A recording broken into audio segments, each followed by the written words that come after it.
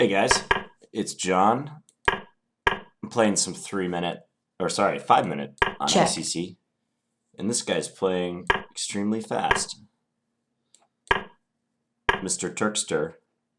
Okay, I'm going to adopt a dragon setup, just based on the way he's playing it. Let's throw an h6. I'm curious if he'll play bishop h4 or not. Nope. Alright. These positions are not at all my specialty. But why not try them in a blitz game? By the way, it's very late at night right now, so I hope you guys forgive me if I'm a little tired. It's like neither side wants to castle in this position. Neither him nor I.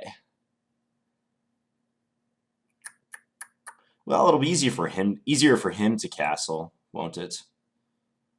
I'll do that. My knight is destined for d4 anyways, so I might as well play it there.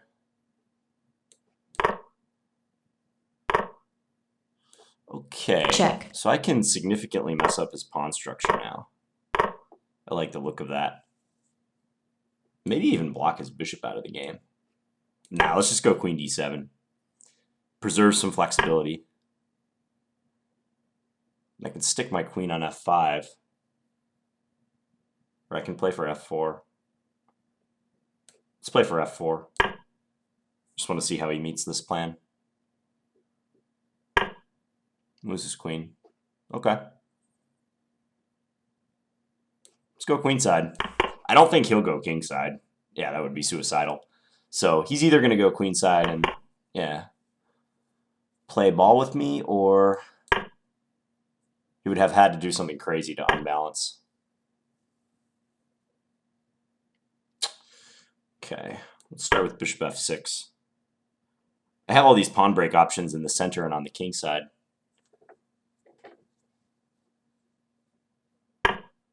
Plays rook d to g1. Well, how about g5?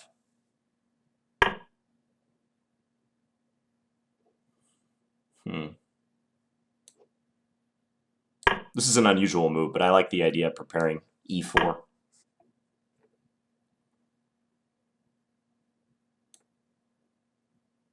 Let's do that. Preparing to double.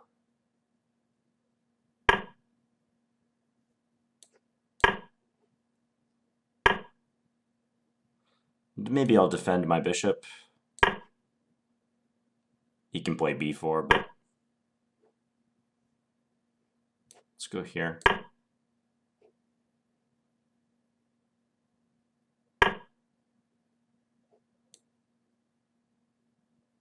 I don't want to get my queen trapped. That's obvious comment of the day, but it's true.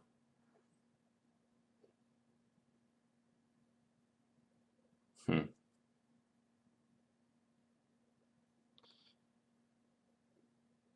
put the bishop on g7. I want to prepare e4. Like, that's the move I really want to do. I'm going to do it now. This guy's playing super duper fast.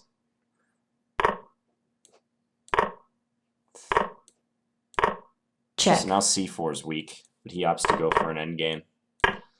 Now I'll put my rook on f6.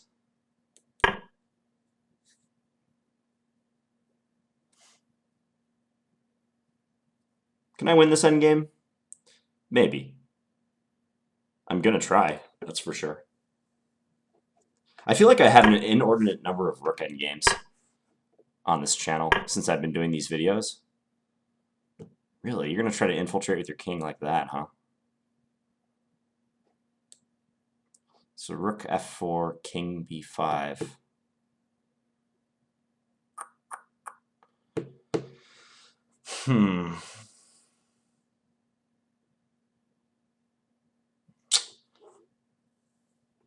I feel like I need to bring my king over for defense. Let's do that.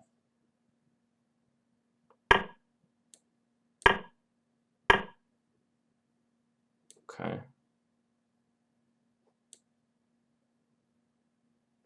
Okay, now I can take this guy. then when he takes on h6, I can take Check. on b2 with check. Let's go here. I don't want to lose my d pawn. It would be bad if I did that. Let's see if I can get him in some sort of mating net. It's probably not going to happen, but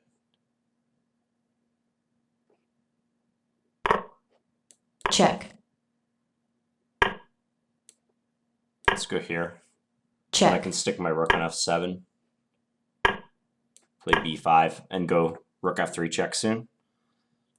Okay, this is starting to look promising. Let's go here. Check. It's fine if he goes g6. Bring my king over to stop the pawn. Check. Yeah, I think I picked this pawn up now. Okay, so now I just got to neutralize his play.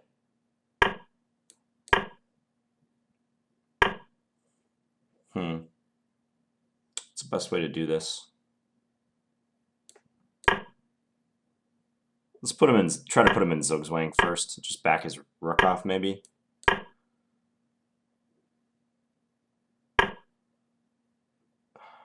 What's the best way to do this? d5. Yeah, probably d5. Check. Because these pawns will advance on their own accord. Yeah, now I've got d4. I'm going to go rook c3. Check. Okay. I think I can even afford to just do that. Yeah, I don't need to take his g7 pawn yet. Now I can just advance this guy. He's going to be in Zug soon. Yeah, he can't stop everything that's coming at him. Now it'll just be a race against the clock. If I can do this before time expires, I think I should be able to. Check. Yeah, this is not Check. a problem. Not a problem. Okay. Yeah, you know, I'm down on time throughout this game, but I feel like he could have spent more time at critical points. I don't know why he was playing so fast. So let's review. Check. Bishop b5 check in this position is a little strange to me because usually if they go for this line, like the Moscow variation of the Sicilian, which is bishop b5 check, but without the inclusion of these knight moves. Usually if they do that, they preserve more options, like maybe advancing c3 and d4 in the center, for instance. I can't believe that this is a good idea. Like, there's nothing significantly... nothing significantly different for me about having my bishop on d7 versus c8. In fact, I think it can only benefit black, right? But yet he did that maneuver. So I adopted this dragon setup. For a while, it looked like we both were like shadowboxing and trying to like encourage the other person to castle one way, commit their king first. Here I might have played inaccurately. I took here, but I guess it's fine. But maybe it gives him a chance to do that. Yeah, I probably should have taken here Check. first and then taken on d5. That would have been more accurate. That would have been a better way to ensure that I'm going to mess up his pawn structure and give him these double isolated pawns. So once we entered the Check. position with double isolated pawns, bishop versus bishop, I felt like I should have an advantage here, but it didn't really pan out that way. f5. I castled long, so did he. It's possible there's a different plan than playing for the e4 pawn break, but I didn't see it. I could try to play for g4, but it doesn't seem as feasible as the e4 break for some reason. Well, computer thinks my play is okay so far.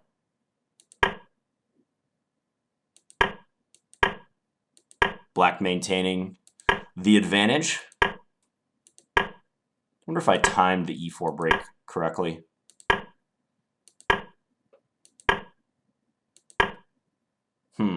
Apparently not. Computer says, what are you doing, bro? Just build up a little bit. Rook d8? Why would I play rook d8? What? What is the point of rook d8? Put my rook on one of the worst files available? King b8? King b8 makes more sense.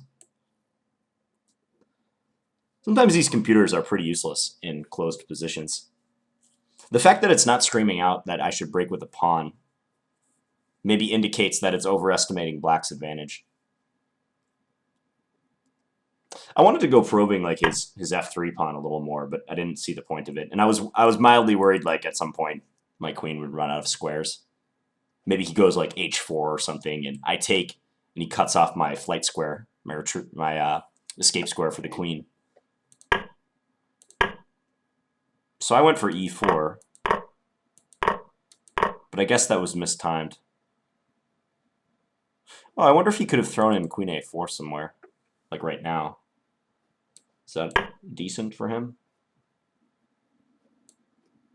Take on a7. Maybe it's just a perpetual check of some sort. Yeah, computer gives a draw. Take. Check. Queen a8, king c7. Check. If I go to b8, he trades rooks and then plays queen d8 check, wins my rook, so I'd have to go here. He can perpetual me if he wants. Probably should, because this pawn is hanging too. Okay, so e4 was sloppy, but I had been gearing up for that move for several moves in a row. Check. In this endgame, I thought I was a little bit better here. But, I mean, the only reason I say that is because I think my king can become more relevant quicker than his king. And I feel my rook is better too, although I can't describe why, because both of our rooks are going to be tied down to a pawn. Maybe because I have the rook f4 option is why I liked it, whereas he doesn't. If he plays like a rook h2, it's almost just purely a defensive move while keeping an eye on that. Now, the best plan I could come up with here in this rook endgame is just to move the king over to g7 to free up my rook. So that's what I tried to do. I thought he was going to go b4, was his whole point. Because then if I go b6, like my a7 pawn becomes weak. Yeah, and he can stride in with his king, and weakening these two pawns can't be a good idea for me. Or weakening those two squares, rather.